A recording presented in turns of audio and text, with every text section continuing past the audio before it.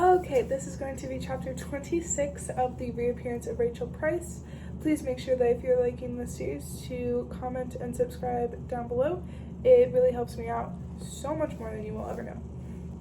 Okay, 26. Bella awoke with a start, something hard against the inside of her cheek, a face hovering inches above her own in the morning gloom. She blinked and so did they. Belle spluttered, rubbing the sleep from her eyes. "Hello, Sleepy," Carter said, sitting on the bed. Belle's body dragged toward the dip she made. "I thought you were fucking Rachel." Belle clutched her chest, relocating her jumped-up heart. "Did you just poke me in the mouth?" she said, feeling around with her dried-out tongue. "You poke me all the time," Carter said, her back now turned.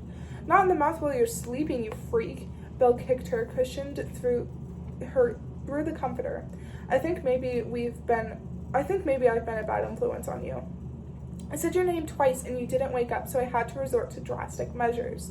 "I'll show you drastic measures." Belle kicked her again, double-footed, until Carter had no choice but to tumble off the bed. She stood up, holding on to the strap of her yellow backpack, the bulk of it trailing on the floor. "How was ballet yesterday?" Belle asked, gathering her static hair back into a ponytail. "Fine," Carter said, sharply cutting that off. "I thought we could hang out today. My mom's driving me crazy." Carter didn't know the true meaning of that phrase. "I thought we could bake cookies with Rachel or something," Carter continued, "or go to the movies. Just please entertain me." Belle swiveled her legs, climbing out of bed. "Me and Dad were planning to go on a hike today. You can come if you want." She picked up the hoodie lying crumpled on the floor, pulled it on. "Is he downstairs?" "Haven't seen him." Carter headed for the door. "Rachel's down there. Said she might attempt pancakes this morning." "Sounds ominous." "Belle," Carter said, elbowing her in the ribs. They walked down the stairs together, Belle pushing Carter in front, a shield as they entered the kitchen and the spluttering sounds from the stove. "Morning, and, Belle, almost had it that time," Rachel said, cautiously lifting the edge of one chunky pancake, glancing back to smile at them.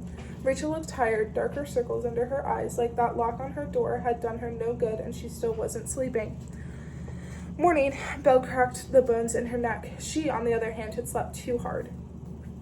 "Coffee's in the pot. Help yourself," Rachel said. "Carter, pancakes for you too?"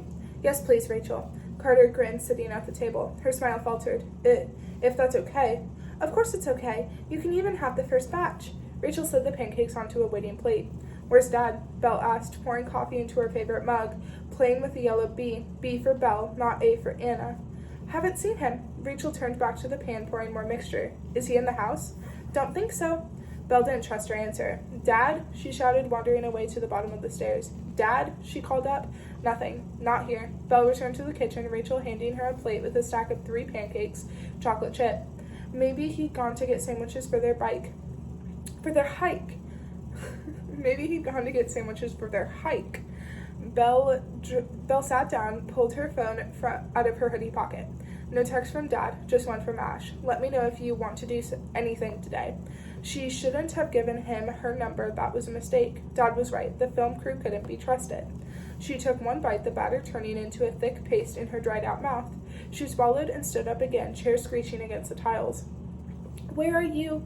Rachel began, sitting down herself. Belle didn't answer, heading for the front door, the knot in her gut making itself known, stretching and yawning. She pulled the door open, standing on the threshold, looking up and down the street as though she could summon Dad over the horizon. He would be back from the store any second if that was where he'd gone. The road was quiet, too quiet, like something was missing. There were no news vans parked outside, not one. Rachel Price had officially tipped the scales into old news 8 days in. Was this the beginning of the end? Belle's eye caught on something else, something that wasn't missing, but should have been. Dad's truck. It was right here, parked in front of the garage in his usual spot. Rachel's car tucked beside it. So he couldn't have gone to the store. "Dad," Belle called through the house again, shutting the door behind her. "Annabelle, your breakfast will get cold." Rachel's voice rang out in response. Belle wandered through, hanging in the doorway, neither in the room or out. "Doesn't make sense," she muttered more to herself. "Dad's truck is here, but he isn't." "Eat your pancakes or I will." Carter swung her legs as she ate. Did you see him this morning?" Belle stared at Rachel. "No," Rachel swallowed. "He must have left before I got up. Didn't hear anything. But his truck is here." Rachel split a pancake in half. "Maybe he had plans with someone." "He did have plans," Belle said. "With me. We were supposed to go on a hike today. He promised." They'd both made a promise last night, and Belle was keeping hers, so where was he? She called him, gripping the phone too hard against her ear. It didn't even ring. Hello, you've reached Charlie Price. His voice cut in gruff and pre-recorded. He was unable to take your call right now. Please leave a message after the tone. That's weird, straight to voicemail. Belle brought up their message thread, texted, Dad, where are you? Call me back. It didn't deliver the blue bubble of text waiting in the ether stuck between her phone and his. And Belle, your pancakes. Not hungry. Belle turned away. There was no room in her stomach, the knot spinning and growing, feeding herself on every bad thought and one question, where was Dad? She sat in Dad's chair and she waited. She tried another number. Hello, this is Bryson Otto. Gabe speaking. How can I help? Belle cleared her throat. Hi, Gabe. This is Belle Price, Charlie's daughter. Hi, Belle. How are you doing? Gabe said, voice whistling through his back teeth. Just wondering if my dad's there, if he's working today. He said he'd be home today, but I can't find him. Two bridling breaths leaked out of the speaker into her ear. Your dad's not in today. He doesn't usually work weekends. Right, Belle chewed her thumb. But you've been busy. He worked late yesterday, and he has been working late all week, so I just thought, if anything, he's been leaving early. Family stuff, he said. Gabe replied, some tool clattering in the background. Wasn't in yesterday either, but hey, if I see him, I'll tell him to give you a call, okay? Yeah, thanks. Belle stared down at the phone before she hung up. Stared afterward, too. Dad hadn't gone into work yesterday, hadn't been working late all week like he said, missing dinner every night, telling Belle he was at work and telling work he was at home. So where had he really been and was he there now? Still can't get hold of him? Rachel's voice cut in behind her, making her jump. She shook her head.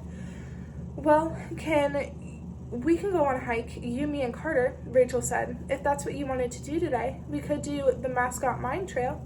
They've got barriers up around there, Carter said, standing on Belle's other side, trapping her between. Some kids from school broke up in the grate into the mine shaft. I wasn't there, she clarified, holding up her hands. You guys go ahead, Belle said, removing herself. I'm going to wait for Dad. He said he'd be home today. He'll be back. She had no reason to believe that other than he had to, because Dad was the one who always came back, and Belle would wait right here for him to prove her right. Carter and Rachel played Monopoly. Belle was supposed to be playing too. She rolled the dice but bought no properties, happy to sit in jail for 3 turns. She tried Dad's number every 30 minutes. Voicemail, voicemail, voicemail. Her text still hadn't been delivered. Why was his phone off? He never turned his phone off. Carter left and Rachel stayed, hovering around her. I'm sure he'll be back later. She reached out like she was about to rest her hand on Belle's shoulder. Belle jumped up before she could. I'm going to look for him, she announced, thundering upstairs to get dressed. Belle walked past the Royalty Inn and her school, both Sunday quiet, all the way up to Bryson Auto to see if Gabe was somehow wrong.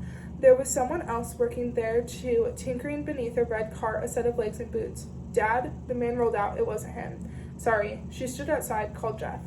Have you heard from Dad? She asked when he picked up. Since last night? Hello to you too. No, I haven't. Why? He not home? We're at work, Belle said, not picking up his phone.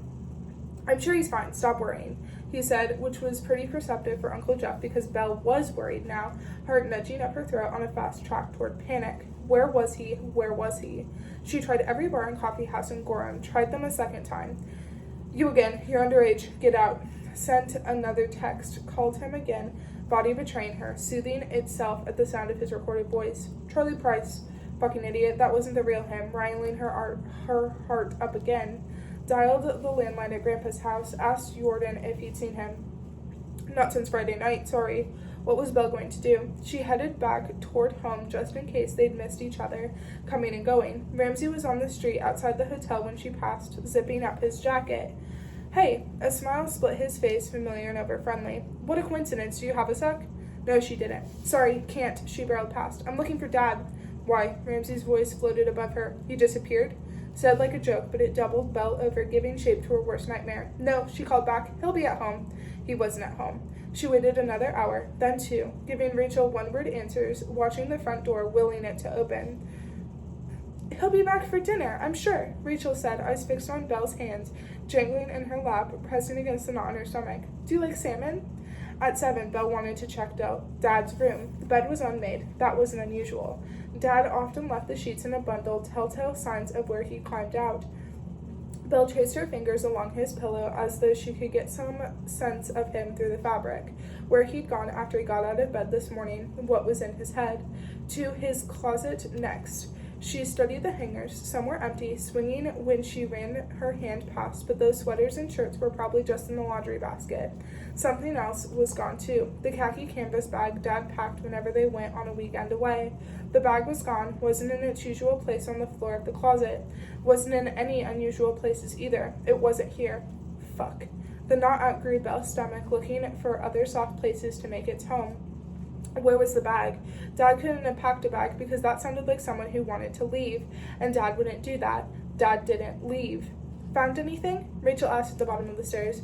No. Belle shrugged her off, avoiding her eyes. She went to the sideboard in the hall where Dad kept his keys and wallet. The wallet wasn't here, but his keys, both truck and house, were. Belle picked them up to be sure, studying the key ring, a grinning photo of the two of them at Storyland for her 12th birthday. Dad hadn't taken his truck, but wouldn't he need his house keys so he could come back home when he was ready? Belle opened the drawer of the sideboard.